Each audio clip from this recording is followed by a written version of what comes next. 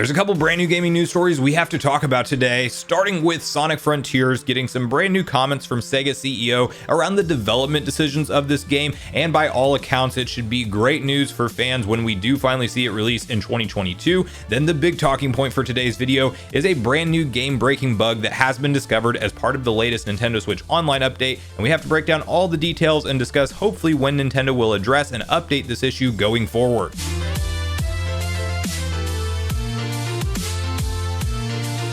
What's up, Nation? If it's your first time on the channel, make sure you join Sunbro Nation by subscribing below, hit the like button on this video if you enjoy it today, and make sure you turn on your bell notification icon so you're kept up to date with all the newest gaming news. Now, as I mentioned, guys, we got a couple different stories to get through today, and we have to kick it off with a conversation around Sonic Frontiers and the development of this game. As if you guys don't know, I am very hyped for this release. This is claimed to be the first open-zoned, not open world, but open-zoned attempt at a Sonic game, and I historically have been a huge Sonic fan over all of the years, mostly with the 2D era of Sonic games, as I grew up playing the Genesis quite frequently, and going through Sonic 1, 2, 3, Sonic and Knuckles have some of the most nostalgic memories for me when it comes to that series. Then Sonic Adventure 1 and 2 being excellent to play. I played those games primarily on the GameCube, as I didn't get a Dreamcast until later on in life. And then from there, for me, it started to get way more spotty with which Sonic games I would actually pick up at release, as I do remember all of the talk and controversy around how broken of a game Sonic 06 was when it was released. I ended up playing through the beginning portion of that game, but never even attempting to finish it, and really couldn't get that hook set in.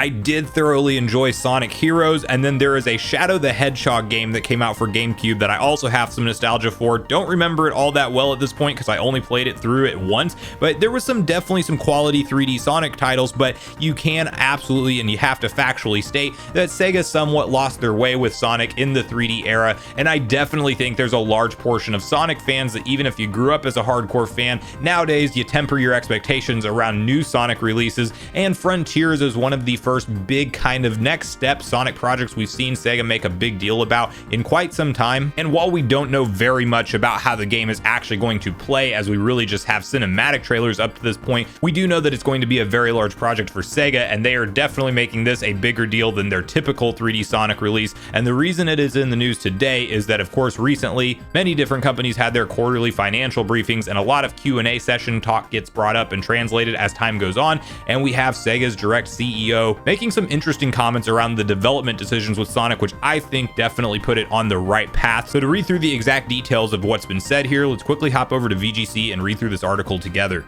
Sega says it's targeting high review scores for Sonic Frontiers. The company has set internal targets and expects sales to tally with the game's critical reception.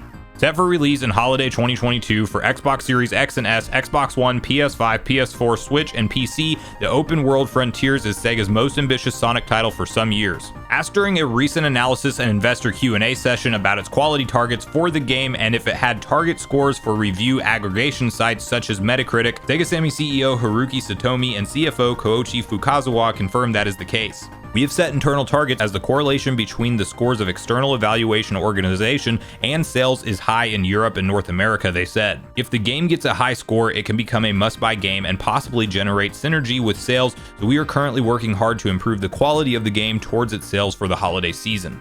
Sonic team head Takahashi Iizuka has said he'd like Frontiers to have the same lasting impact as Sonic Adventure. In a Sonic Stadium interview published in June 2021, the franchise creative officer said he hoped the upcoming game would provide the building blocks for future Sonic titles for many years to come. So you read that and think, yes, it's pretty obvious. If you put out a quality product, if people talk about it and review it well, they think it had a remarkable story, gameplay mechanics, and there's no outstanding bugs or glitches, that yes, indeed, it will review well, it will sell well, because word of mouth is a thing and people talk about games that stick out to them, and Metacritic scores absolutely do help games sell, as it gets news coverage, it gets people talking about it online, it gets people saying you need to check out this game if you haven't already because it's the best Sonic game we've seen in so many years.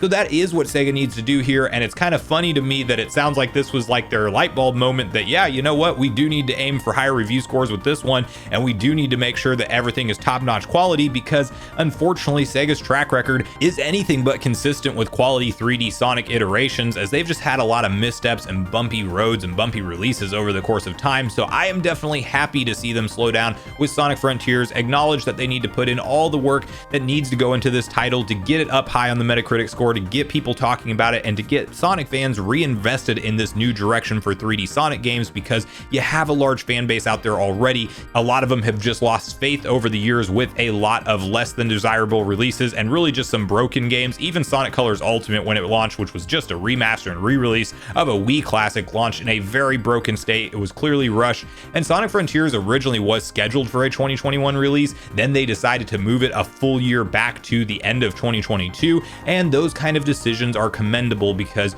a first impression on a video game when you pick it up and pop it in your console and enjoy it is going to be your main lasting impression. Even if you slowly fix it over the course of 3 to 6 months later on, well, great for the future crowd if you waited 6 months to buy the game and now it's a full working product. But that entire first experience when you're hyped to check out a brand new game for the first time is what gamers will remember and what will be talked about. So I'm very hopeful for Sonic Frontiers. I'll be very interesting to see the actual gameplay style when we get, little snippets of that. Hopefully we will see more over the summer, as it is a holiday 2022 title and we're going to be fastly approaching that before we know it. So I could see it showing up at something like Summer Games Fest for sure. They had the big trailer hit at Game Awards, so I think that's one that we'll definitely get more information on, and I am hopeful that we will see gameplay, and I'm curious just how open zone it will be. Are we talking about something like Mario with Bowser's Fury, where it was like giant open zone levels that were basically you could see to the other end of them, but it was a very long path to actually get there, and then once you conquer that entire zone, then we have a new themed zone that opens up. I'm very excited at the prospects of this game, and I will definitely have my eyes and ears open for new news and information on it. So I want to hear from you guys in the comments down below where your hype levels fall for Sonic Frontiers. Are you like me and you're cautiously optimistic for this title, thinking that maybe it will be a new staple direction for the Sonic franchise in the 3D era? Or are you more on the cynical side, thinking that Sega's messed up too many 3D Sonics and you're not going to hold your breath for this one? So I want to hear from you guys, regardless of your thoughts and opinions and everything that you want to see happen with Sonic Frontiers, in the comments down below.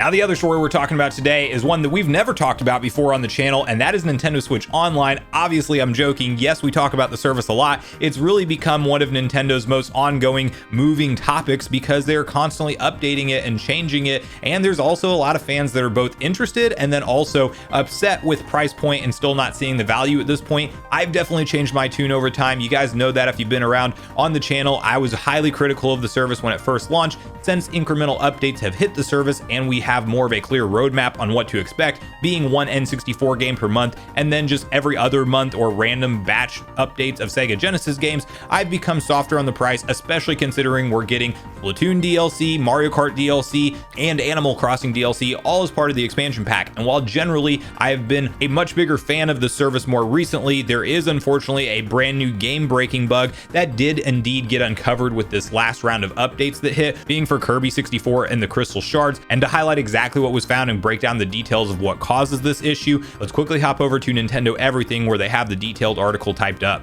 Kirby 64 has a game-breaking bug on Nintendo Switch Online. Kirby 64 The Crystal Shards just appeared on Nintendo Switch Online yesterday as part of the expansion pack tier, but players have unfortunately encountered a game-breaking bug. The glitch appears to be limited to underwater levels. Reddit user Keyblade Master Nadro, I think that's how you say it, shared the news, noting that when players are hit by certain damage sources in water, they become stunned indefinitely. Unfortunately, the only course of action is to quit the level.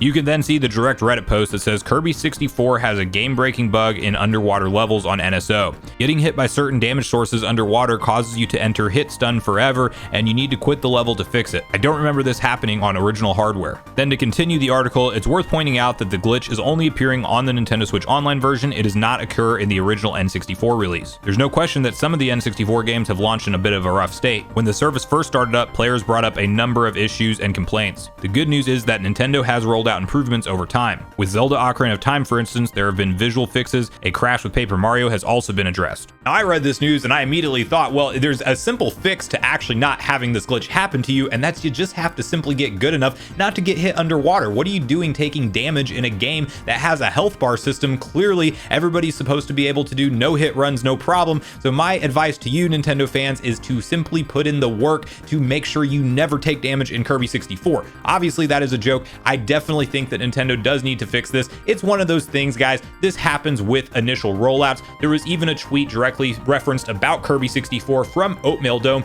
essentially stating that compared to the other games that he saw released, there was less updates and patches made to this game, meaning one of two things. Nintendo's either worked out a lot of the emulation bugs and glitches at a base level, so they didn't have to do much to this game, or with this very big omission of this damage glitch that's available, maybe they really didn't put in the same level of QA check, as they do know that games are starting to run somewhat smoother, and there just wasn't as much of that refining process of trying to break things in the game on the emulator and then going in and patching them. So maybe we are just seeing a little bit less work in general done on this particular release, because that's a pretty big one, considering that many people are reporting it in different underwater levels as well, and just if you're in an underwater section period, this glitch can happen to you. So I'm hopeful Nintendo will fix it soon. Does it ruin Nintendo Switch Online? No, it doesn't. We've definitely seen other games launch like this, and I think that Nintendo will put out some kind of patch or fix, or worst case scenario, we have to wait another month until Pokemon Snap comes out and they fix the emulator as part of that particular update, and then hopefully it's not too much longer before we know what the future roadmap of N64 games and or even brand new systems added to the service are, because I am hopeful that the service remains strong, grows fast, and just becomes a better and better value to people over the course of time. But I want to hear from you guys on this point in the video, both the stories we talked about today. Where's your hype levels for Sonic Frontiers? What are you expecting to see from that game gameplay wise, and when do you think we will get another glimpse of it? I'm definitely putting my money on Summer Games Fest. And also share with me if you're enjoying Kirby 64 and the Crystal Shards right now, if you've come across this particular game-breaking glitch yourself, or any other issues that you've noticed with the emulation on this game, and definitely share with me what your hope is for Nintendo as they continue to update and add value to the service going forward. What do you want to see added in the most next? New systems, just way more games? Let me know all your thoughts and opinions on both the stories we talked about today in the comments down below before you leave the video, as I do look forward to getting a back and forth conversation started with you all around these topics. Go watch yesterday's video next if you haven't already, where we boot up Kirby 64 and the Crystal Shards and have a broad conversation around the history of NSO so far, the updates it's received, and where it could be headed going forward. Also make sure you like, subscribe, turn on your notification bell, and I will see you guys in the next video.